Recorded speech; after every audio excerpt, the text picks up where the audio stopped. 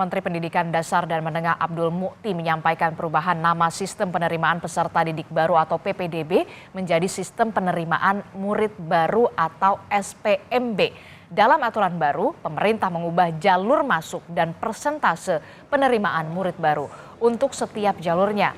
Mendikbudrismen menjelaskan SPMB terdiri dari 4 jalur, yakni jalur domisili, prestasi, afirmasi, dan mutasi.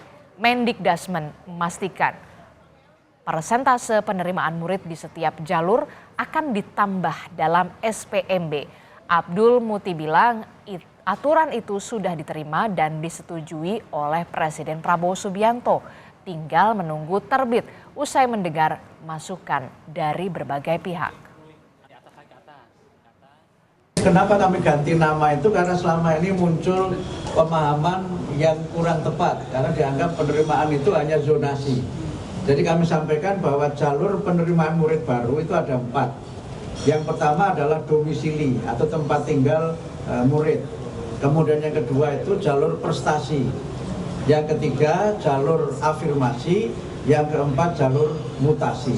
Nanti ada penjelasan masing-masing dari 4 jalur itu. Tapi saya ingin menjelaskan yang baru untuk SD semuanya sama, tidak ada perubahan.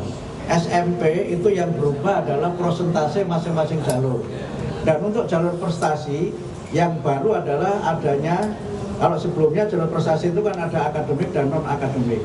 Non-akademik itu hanya ada 2. Yaitu olahraga dan seni. Ditambah lagi nanti itu adalah jalur kepemimpinan. Jalur afirmasi itu persentasenya kita tambah yang memang masih untuk 2 kelompok.